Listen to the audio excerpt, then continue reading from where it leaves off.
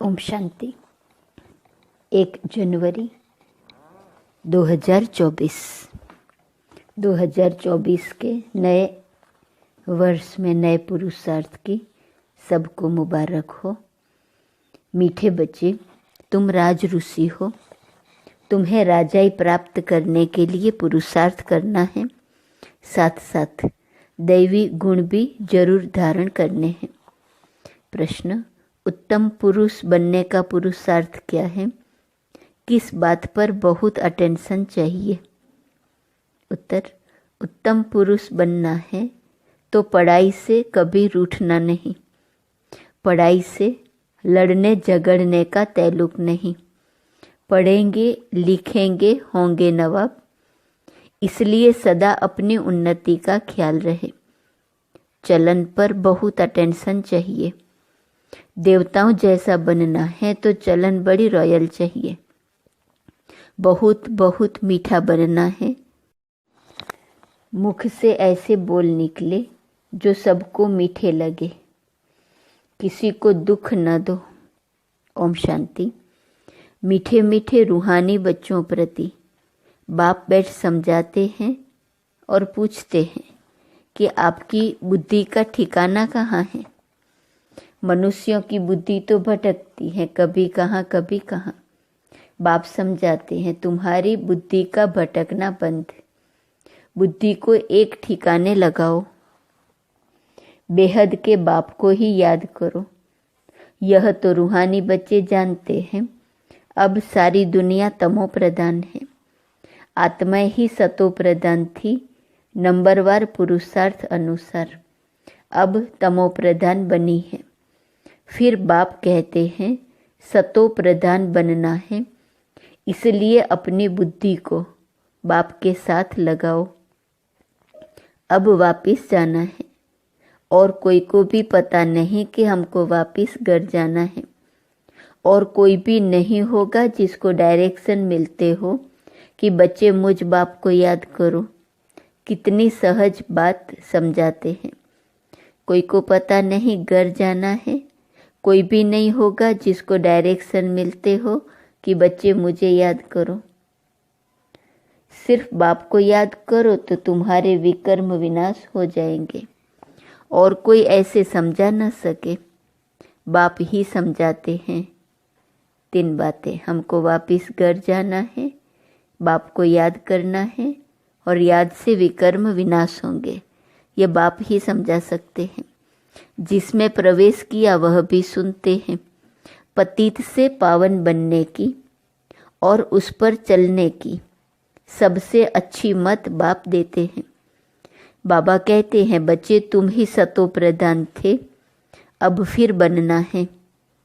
तुम ही आदि सनातन देवी देवता धर्म के थे, फिर 84 जन्म भोग कौड़ी मिसल बन पड़े हो।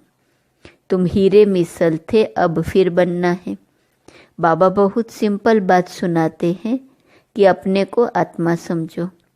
आत्माओं को ही वापिस जाना है, शरीर तो नहीं जाएगा। बाप के पास खुशी से जाना है। बाप जो श्रीमत देते हैं उससे ही तुम श्रेष्ठ बनेंगे। पवित्र आत्माएं मूल वतन में जाकर फिर आएंगी तो नया शरीर लेंगी। यह तो निश्चय है न। तो फिर वही तात लगी रहे। दैवी गुण भी धारण करने हैं तो बहुत फायदा होगा। स्टूडेंट जो अच्छी रीति पढ़ाई पढ़ते हैं वही ऊंच पद पाते हैं। यह भी पढ़ाई है। तुम कल्प कल्प ऐसे ही पढ़ते हो, बाप भी कल्प कल्प ऐसे ही पढ़ाते हैं। जो टाइम पास हुआ वह ड्रामा। ड्रामा अनुसार ही बाप की और बच्चों की एक्ट चली। बाबा राय तो ठीक देते हैं न। बच्चे कहते हैं बाबा हम आपको घड़ी घड़ी भूल जाते हैं। यही तो माया के तूफान है। माया दीवा बुझा देती है। बाप को समा भी कहते हैं, सर्वशक्तिवान अथॉरिटी भी कहते हैं। जो भी वेद शास्त्र है सबका सार बताते हैं। वह नॉलेजफुल है। सृष्टि के आदि मध्य अंत का राज समझाते हैं। यह ब्रह्मा बाबा भी कहेंगे हम बच्चों को समझाते हैं। बाप कहेंगे तुम बच्चों को समझाता हूँ। उसमें यह ब्रह्मा भी आ जाता है। इसमें मूंझने की बात नहीं। यह है बहुत सहज राजयोग। तुम राज ऋषि हो। ऋषि पवित्र आत्मा को कहा जाता है। तुम्हारे जैसा ऋषि तो कोई हो न सके। आत्मा को ही ऋषि कहा जाता है, शरीर को नहीं कहेंगे। आत्मा है ऋषि, राज ऋषि। राज्य कहाँ से लेते हैं? बाप से। तो तुम बच्चों को कितनी खुशी रहनी चाहिए। हम शिव बाबा से राज्य भाग्य ले रहे हैं। बाप ने स्मृति दिलाई है, तुम विश्व के मालिक थे, फिर पुनर्जन्म लेते लेते नीचे उतरते आए हो। देवताओं के चित्र भी हैं। मनुष्य समझते हैं ये ज्योति ज्योत समा गए। अब बाप ने समझाया है, एक भी मनुष्य ज्योति ज्योत नहीं समाता। कोई भी मुक्ति, जीवन मुक्ति पा नहीं सकते। तो सारा दिन अंदर में बच्चों के विचार चलने चाहिए।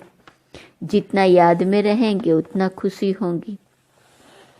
पढ़ाई पढ़ाने वाला देखो कौन है। श्री कृष्ण को लॉर्ड कृष्णा भी कहते हैं। भगवान को कभी लॉर्ड नहीं कहेंगे, उनको गॉड फादर ही कहते हैं। वह है हेवनली गॉड फादर। तुमको अब दिल से लगता है कि वह हेवनली गॉड फादर हेवन अर्थात दैवी राजधानी स्थापन कर रहे हैं। सतयुग में दूसरा कोई धर्म था नहीं। चित्र भी इन देवताओं के हैं। उनको ही आदि सनातन देवी देवता कहा जाता है। यह विश्व के मालिक थे। उन्हों को कहेंगे सतयुगी। तुम हो संगम युगी। तुम जानते हो बाबा हमको राइटियस बनाते हैं। तुम राइटियस बनते जाते हो। विकारी को अनराइटियस कहा जाता है। यह देवताएं पवित्र हैं। लाइट भी पवित्रता की दिखाई है। अनराइटियस माना एक भी कदम राइट नहीं। शिवालय से उतर वैश्यालय में आ जाते हैं। यह बातें नया कोई समझ न सके। जब तक तुम उनको बाप का परिचय अच्छी तरह न दो कि वह है हेवनली गॉड फादर। हेवन और हेल दोनों अक्षर हैं। सुख और दुख, स्वर्ग और नरक। तुम जानते हो भारत में सुख था, अभी दुख है। फिर बाप आकर सुख देते हैं। अब दुख का समय खत्म होना है। बाबा बच्चों के लिए सुख की सौगात ले आते हैं। सबको सुख देते हैं। तब तो सब उनकी बंदगी करते हैं। सन्यासी उदासी भी तपस्या करते हैं। उनको भी कोई न कोई आस जरूर रहती है। सतयुग में ऐसी कोई बात नहीं। वहाँ और कोई धर्म वाले होते ही नहीं। तुम तो अब पुरुषार्थ कर रहे हो नई दुनिया में जाने के लिए। जानते हो वह है सुखधाम, वह है शांतिधाम, यह है दुखधाम। तुम अभी संगम पर हो। उत्तम पुरुष बनने के लिए पुरुषार्थ कर रहे हो। पुरुषार्थ बहुत अच्छी रीति करना है। पढ़ाई से कभी रूठना नहीं है। कोई से अनबनी होती है तो पढ़ाई नहीं छोड़नी चाहिए। पढ़ाई से लड़ने झगड़ने का ताल्लुक नहीं है। पढ़ेंगे लिखेंगे होंगे नवाब। लड़ेंगे झगड़ेंगे तो नवाब कैसे बनेंगे। फिर तमो प्रधान चलन हो जाती है। हर एक को अपनी उन्नति का ख्याल करना चाहिए। बाप कहते हैं, हे आत्माएं, बाप को याद करो तो विकर्म विनाश होंगे और दैवी गुण भी धारण होंगे। अगर लक्ष्मी नारायण जैसा बनना है तो बाप ने ही उन्हों को भी ऐसा बनाया। बाप कहते हैं, तुम ही यह राज्य करते थे, अब फिर तुमको ही बनना है। राजयोग बाप संगम पर ही सिखाते हैं। तुम कल्प कल्प यह बनते हो। ऐसे नहीं सदैव कलयुग ही चलता रहेगा। कलयुग के बाद सतयुग, यह चक्र फिरता है जरूर। सतयुग में मनुष्य कम थे, अब फिर जरूर कम होने चाहिए। यह तो सहज समझने की बातें हैं। बीती हुई कहानी सुनाते हैं। छोटी सी कहानी है, वास्तव में है बड़ी परंतु समझने में छोटी है। 84 जन्मों का राज है। तुमको भी आगे मालूम नहीं था, अब तुम समझते हो। हम पढ़ रहे हैं, यह है संगम युग की पढ़ाई।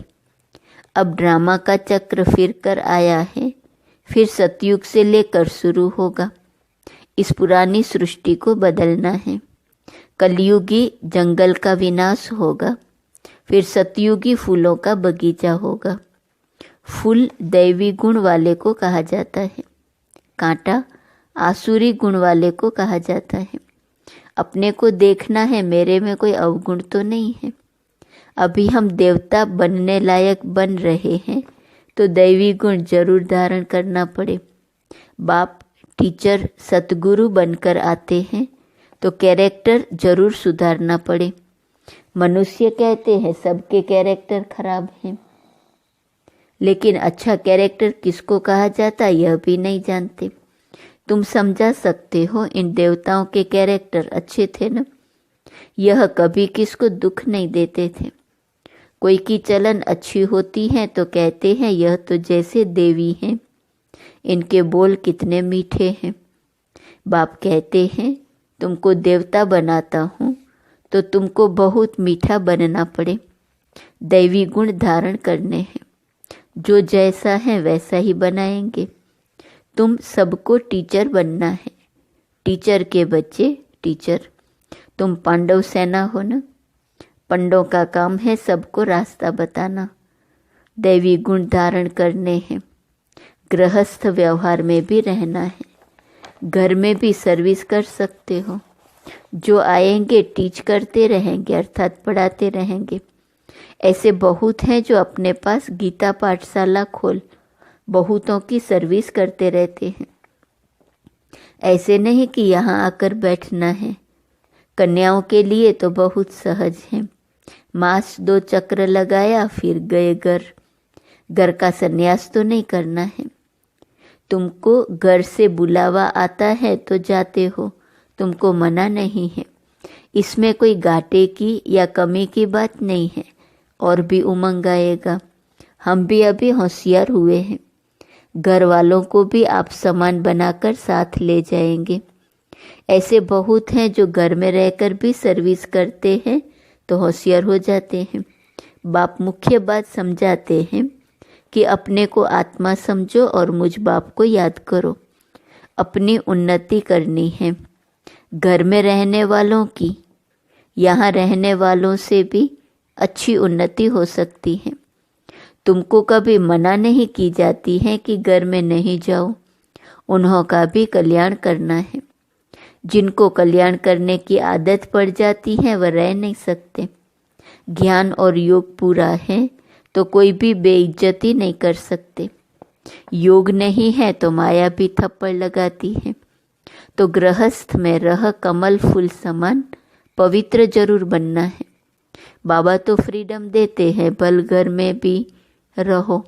सब यहाँ आकर कैसे रहेंगे? जितने आते हैं उन्हों के लिए उतने मकान आदि बनाने पड़ते हैं। कल्प पहले जो कुछ हुआ है वह रिपीट होता रहेगा। बच्चे भी वृद्धि को पाते रहेंगे। ड्रामा बिगर कुछ होने का नहीं है। यह जो लड़ाइयाँ आदि लगती हैं, इतने मनुष्य आदि मरते हैं, यह सब ड्रामा में नोंद है। जो पास्ट हुआ वह फिर रिपीट होगा। जो कल्प कल्प समझाया है वह अब भी समझाऊंगा। मनुष्य बल क्या भी विचार करे, मैं तो वही पार्ट बजाऊंगा जो मेरा नोंदा हुआ है। ड्रामा में कम जास्ती हो नहीं सकता। जो कल्प पहले पढ़े थे वही पढ़ेंगे। हर एक की चलन से साक्षात्कार भी होता रहता है। यह क्या पढ़ते हैं, क्या पद पाएंगे। अच्छी सर्विस करते हैं, समझो अचानक एक्सीडेंट हो जाता है तो जाकर अच्छे कुल में जन्म लेंगे, बहुत सुखी रहेंगे। जितना सुख बहुतों को दिया है उतना उनको भी मिलेगा। यह कमाई कभी जाती नहीं है। सतयुग में तो जहाँ जीत वहाँ जन्म होगा। बहुतों को सुख दिया होगा तो golden spoon in the mouth मिलेगा। उससे कम तो सिल्वर, उससे कम तो पीतल का मिलेगा। समझ में आता है ना कितना हमारा योग है। राजा रानी प्रजा सब बनने वाले हैं। अच्छी रीति नहीं पढ़ेंगे, दैवी गुण धारण नहीं करेंगे तो पद कम हो जाएगा। अच्छे व बुरे कर्म जरूर सामने आते हैं। आत्मा को मालूम है हम कहाँ तक सर्विस कर रहे हैं। अगर अब शरीर छूट जाए तो क्या पद पाएंगे। अभी तुम पढ़कर सुधर रहे हो, कोई तो बिगड़ते भी हैं तो कहेंगे इनकी तकदीर में नहीं है। बाबा तो कितना ऊंच बनाते हैं, साईं के घर से कोई खाली न जाए। अभी साईं तुम्हारे सन्मुख हैं, कोई को तुम 2 अक्षर भी सुनाओ वह भी प्रजा में आएंगे जरूर। देवी देवता धर्म वाले अब तक आते रहते हैं, परंतु अब पतित होने कारण अपने को हिंदू कहलाते हैं। तुम्हारी बुद्धि में यह ज्ञान ऐसे है जैसे बाबा के पास है। बाप ज्ञान का सागर है। बताते हैं ये हिस्ट्री ज्योग्राफी कैसे रिपीट होती है। टीचर भी स्टूडेंट की पढ़ाई से जान जाते हैं कि कितने मार्क्स में पास होंगे। हर एक खुद भी जानते हैं। कोई दैवी गुणों में कच्चे हैं, कोई योग में कच्चे हैं, कोई ज्ञान में कच्चे हैं। कच्चे होने से नापास हो जाएंगे। ऐसे भी नहीं आज कच्चे हैं कल पक्के नहीं हो सकते। गैलप करते रहेंगे। खुद भी फील करते हैं हम जहाँ तहाँ से फेल हो जाते हैं। फलाने हमसे होशियार हैं, सीख कर होशियार भी हो सकते हैं। अगर दे अभिमान होगा तो फिर क्या सीख सकेंगे। मैं आया हूँ यह तो एकदम पक्का कर दो। बाप ने स्मृति दिलाई है। बाप कहते हैं मुझे याद करो तो विकर्म विनाश होंगे, फिर दैवी गुण धारण होंगे। अपनी नफ्स देखनी है कि मैं कहाँ तक लायक बना हूँ। तुम अभी सृष्टि के आदि मध्य अंत का ज्ञान ले रहे हो। यह राजयोग की नॉलेज सिवाय बाप के कोई सिखला ना सके। बच्चे सीखते जाते हैं। बच्चे पूछते हैं हमारे कुल के ब्राह्मण कितने हैं। यह पूरा पता कैसे पड़े। आते जाते रहते हैं, नए नए भी निकलते रहते हैं। अच्छा, मीठे मीठे सिकीलदे बच्चों प्रति माता पिता बाप दादा का याद प्यार और गुड मॉर्निंग। रूहानी बाप की रूहानी बच्चों को नमस्ते। रूहानी बच्चों की रूहानी बाप को नमस्ते नमस्ते नमस्ते। धारणा के लिए मुख्य सार पहली पॉइंट, अपना दैवी कैरेक्टर बनाना है। दैवी गुण धारण कर अपना और सर्व का कल्याण करना है। सबको सुख देना है। दूसरी पॉइंट, सतो प्रधान बनने के लिए बुद्धि एक बाप से लगानी है। बुद्धि को भटकाना नहीं है। बाप समान टीचर बन सबको सही रास्ता बताना है। वरदान, चलते फिरते अपने द्वारा अष्ट शक्तियों की किरणों का अनुभव कराने वाले फरिश्ता रूप भव। अपने द्वारा अष्ट शक्तियों की किरणों का चलते फिरते अनुभव कराने वाले फरिश्ता रूप भव। जो बहुत कीमती मूल्यवान बेदाग डायमंड होता है, उसे लाइट के आगे रखो तो भिन्न भिन्न रंग दिखाई देते हैं। ऐसे जब आप फरिश्ता रूप बनेंगे तो आप द्वारा चलते चलते अष्ट शक्तियों के किरणों की अनुभूति होगी। कोई को आपसे सहन शक्ति की फीलिंग आएंगी, कोई को निर्णय करने की शक्ति की फीलिंग आएंगी, कोई से क्या शक्तियों की फीलिंग आएंगी। स्लोगन, प्रत्यक्ष प्रमाण वह है जिसका हर कर्म सर्व को प्रेरणा देने वाला है। ओम शांति। जनवरी मास 2024 अव्यक्त मास के लिए विशेष पुरुषार्थ की पॉइंट। इस जनवरी मास में विशेष साइलेंस की अनुभूति करने तथा ब्रह्मा बाप समान डबल लाइट फरिश्ता बनने के लिए पुरुषार्थ की पॉइंट्स मुरली के नीचे लिख रहे हैं। यही पॉइंट्स जनवरी मास के पत्र पुष्प में भी रहेंगी। कृपया सभी ब्रह्मावत्स इसी अनुसार अटेंशन रख। रोज एकांत में बैठ, कम से कम 10 मिनट। अव्यक्त साइलेंस का अनुभव अवश्य करे तथा पूरा ही दिन डबल लाइट फरिश्ता स्थिति में रह। अपने श्रेष्ठ संकल्पों द्वारा इशारों से कारोबार करके अपने सेवा स्थानों को सूक्ष्म वतन बनाए। बीच बीच में आपस में मिलकर इन पॉइंट्स पर गहरी रूरिहान करते हुए अनुभवों की लेन देन भी करें।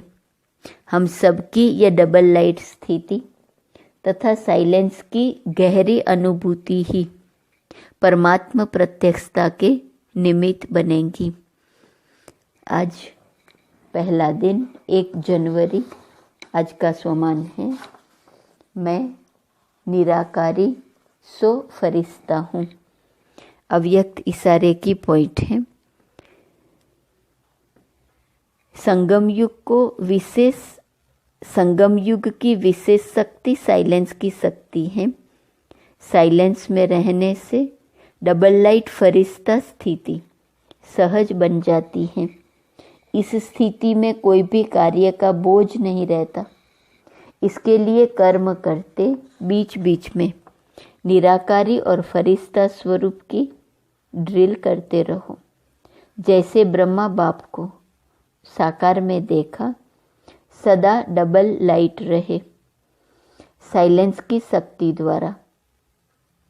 सेकंड में बच्चों को नज़र से निहाल किया। ऐसे फॉलो फादर करो तो सहज ही बाप समान बन जाएंगे। तो ये पुरुषार्थ करना है अव्यक्त इशारे की पॉइंट का। 1 जनवरी सोमवार का पुरुषार्थ है। ब्रह्मा बाबा की विशेषता सदैव एकांत प्रिय और अंतर्मुख। पुरुषार्थ करना है दिन में 4 घंटे संपूर्ण मौन और 4 घंटे योग तपस्या करनी है। यह आज का सोमवार का विशेष पुरुषार्थ है। ब्रह्मा बाबा की विशेषता के अनुसार एकांत प्रिय और अंतर्मुखी। 4 घंटा संपूर्ण मौन, 4 घंटा तपस्या।